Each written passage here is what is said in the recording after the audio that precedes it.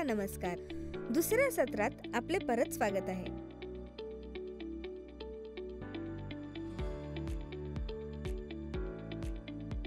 आजच्या सत्रात आपण इयत्ता 7वीच्या सामाजिक शास्त्रातील शासक आणि इमारतींबद्दल शिकूया.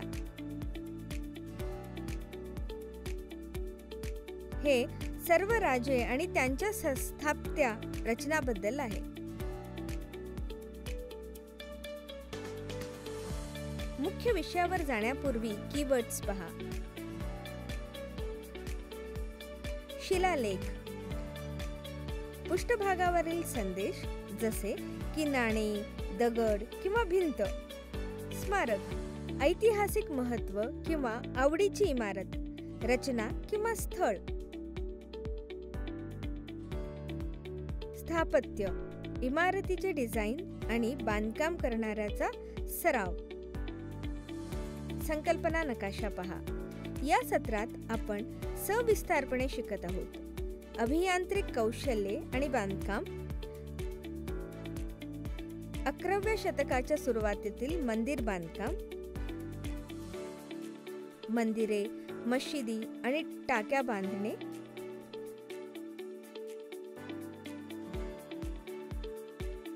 विजयनगर काळातील शाही शैली, बाग, थडगे आणि किल्ले.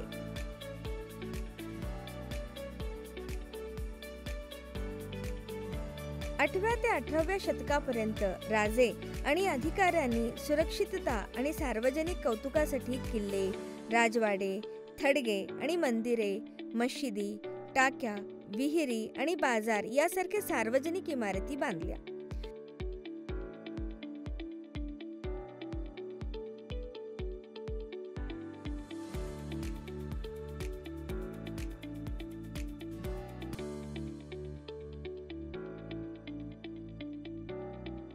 व्यापाऱ्यांनी मंदिरे, मशिदी आणि विहिरी देखील बांधल्या, परंतु हवेली म्हणून ओळखल्या जाणाऱ्या त्यांच्या मोठ्या घरांना 18व्या शतकापासूनच जतन केले गेले आहे.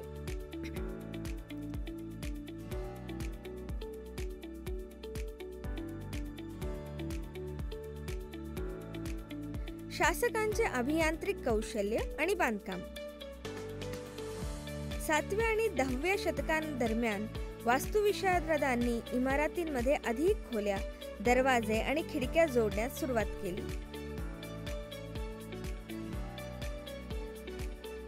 2 उभ्या स्तंभावर आडवा तुळई ठेवून छप्पर, दरवाजे आणि खिडक्या अजूनही बनवल्या जात होत्या. या वास्तुकलेची एक शैली टिबेट किंवा कोबोल्ड होती. 11व्या शतकाच्या सुरुवातीला मंदिर बांधकाम. शिवाला समर्पित कंदरिया महादेवाचे मंदिर मध्य प्रदेशातील खुजराहो इथे 999 मध्ये राजा धंग देवाने बांधले होते. चंडेला राजवंशाच्या मंदिराची योजना. या सुशोभित प्रवेशद्वार एक प्रवेशद्वाराकडे नेत होता आणि मुख्य हॉलचा महामंडप असे म्हणतात, जिथे नृत्य केले जात होते. मुख्य देवताची प्रतिमा मुख्य मंदिरात ठेवली जात होती.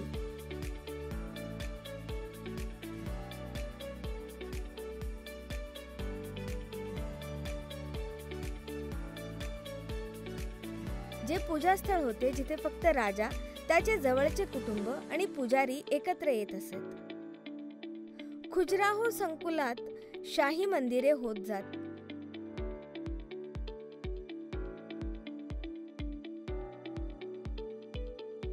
सामान्य लोक प्रवेश करू शकत नव्हते.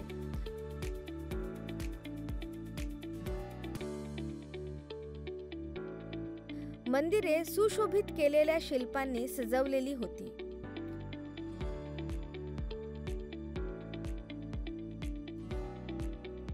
दृश्य 9. तंजावर मधील राजराजेश्वर मंदिरात त्या काळातील सर्वात उच्च शिखर होते.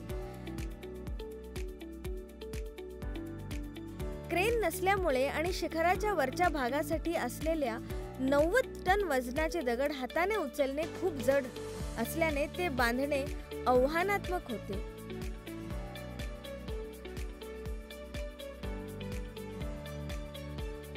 म्हणून बांधकाम व्यावसायिकांनी 4 किलोमीटर लांबीचा उतारा असलेला मार्ग तयार केला, ज्यामध्ये दगड वरच्या भागापर्यंत नेण्यासाठी रोलर्सचा वापर केला गेला.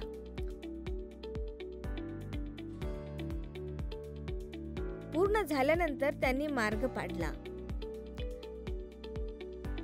दृश्य 10 बांधकामाची नवीन पद्धत. दारे आणि खिडकीवरील जड इमारतींचे भाग बहुतेकदा कमानींनी आधारलेले असायचे, ज्यामुळे छतावरील घुमट्यांचा डिझाईनवरही परिणाम झाला. या वास्तुशैलीला ॲक्यूट असे म्हणतात. 1190 नंतर इमारतींमध्ये कमानी, घुमट आणि चुनखडीचे मोटार्स सामान्यतः वापरण्यात आले. राजांनी केलेली पायाभूत सुविधा.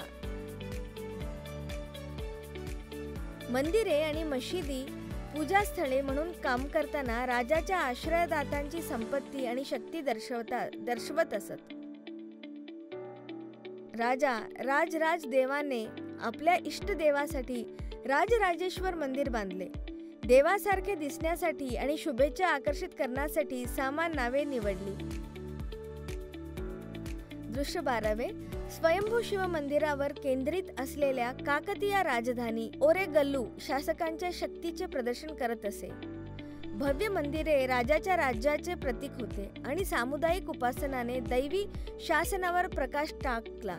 राजे आणि श्रेष्ठी मंदिरांना आधार देण्यासाठी जमीन, सोने आणि दागिने दान करत असत.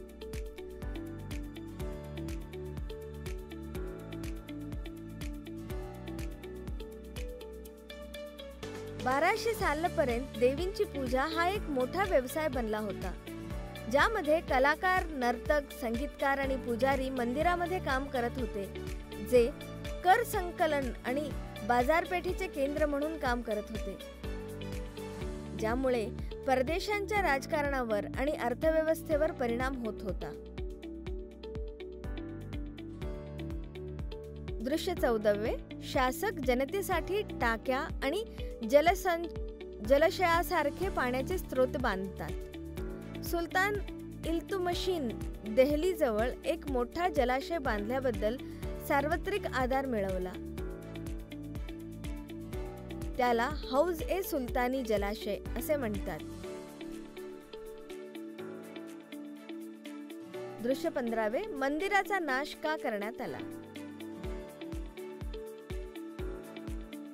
राजांनी देवाची भक्ती दाखवण्यासाठी आणि अधिकार गाजविण्यासाठी मंदिरे बांधली, परंतु ही स्थळे अनेकदा युद्धाचे लक्ष्य बनली.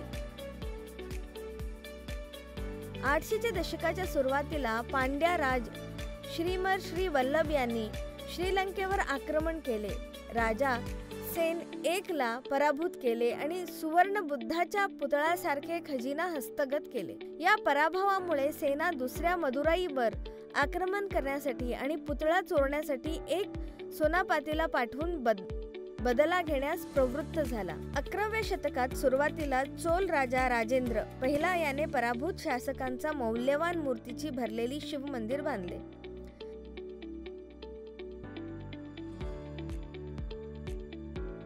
राजेंद्र पहिल्याच काळात राहणाऱ्या गझनीच्या सुलतान महमूद भारतीय मंदिरावर लक्ष केंद्रित केले आणि इस्लामचा एक महान नायक म्हणून स्वतःला स्थापित करण्यासाठी योजना आणि मूर्ती चोरण्यास सुरुवात केली.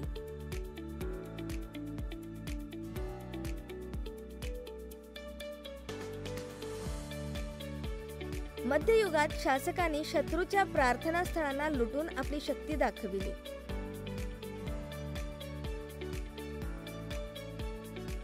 विजयनगर काळातील शाही शैली. रायांनी दक्षिण भारताची राजधानी म्हणून स्थापना केलेली विजयनगर शहर चोल आणि पांड्या शासकांनी प्रभावित झालेल्या श्री विरूपाक्ष, रामचंद्र, कृष्ण आणि विठ्ठल यांना समर्पित मोठ्या मंदिराद्वारे साम्राज्याच्या स्थापत्य शैलीचे प्रदर्शन करते.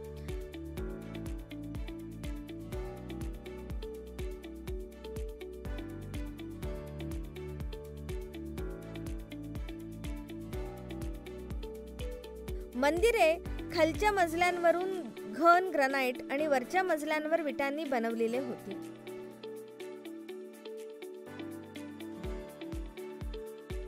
गोपुरम शाही शक्तीचे प्रतीक होते आणि बहुतेकदा मुख्य मंदिर बुरुजांवर सवारी करत असत. मंडप आणि लांब खांब असलेली कॉरिडोर ही अद्वितीय वैशिष्ट्ये होती. विद्यानगरच्या शासकांनी तमिळनाडूतील मंदिराच्या नमुन्यांचा वापर सुलतानकालीन स्थापत्यासलेह केला, जे लोटस महल, राणीचे स्नानगृह आणि हत्तीचे तबेले यातून दिसून येते, ज्यात सुंदर कमानी, घुमट आणि फुलांची सजावट होती. यावरून राजाची संपत्ती आणि अभिरुची दिसून आली. विजयनगर साम्राज्याची एक महत्त्वाची रचना असलेली महानवमी दिब्बा 55 फूट उंच आहे आणि 11,000 चौरस फूट व्यापे. 3 टप्प्यात 200 वर्षाहूनही अधिक काळ बांधलेली, त्यांना बाजूंना कोरीव काम आणि लाकडी खांबांनी आधारलेली कापडी छत आहे.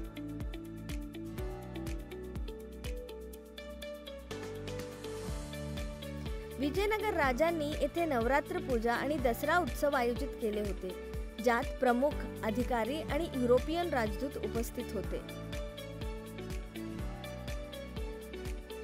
मुदलांचे बाग, थडगे आणि किल्ले. मुघल साम्राज्याच्या काळात वास्तुकलेची भरभराट झाली, ज्यामुळे सम्राटांच्या कलात्मक आवडीचे दर्शन घडले.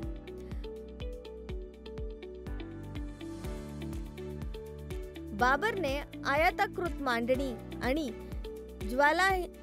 जलवाहिन्या असलेले चाहर बाग तयार केले.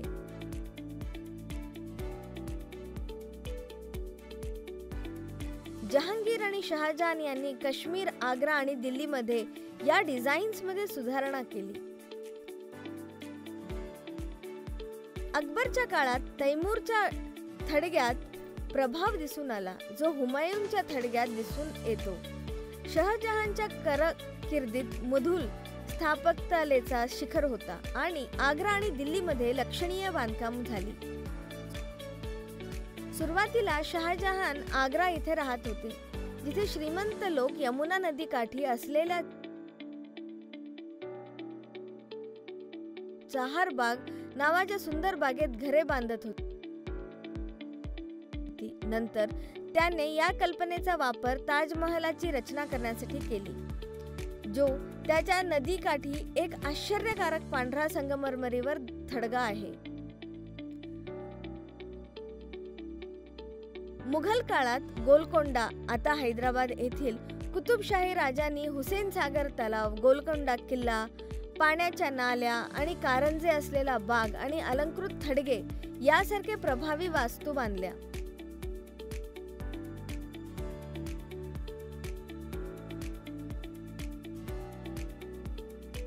त्यांच्या राजवटीत प्रसिद्ध चारमिनार आणि मक्का मस्जिद बांधण्यात आली.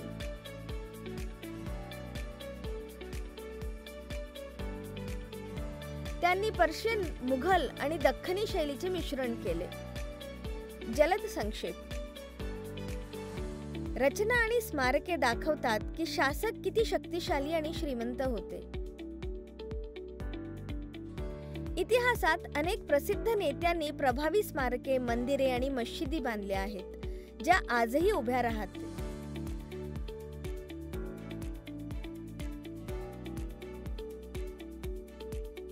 सातव्या आणि 10व्या शतकात अधिक खिडक्या, दरवाजे आणि खोल्या असलेल्या इमारतींचा विस्तार करण्यात आला. या काळात पर्शियन आणि भारतीय स्थापत्य शैलीचे मिश्रण देखील दिसून आले.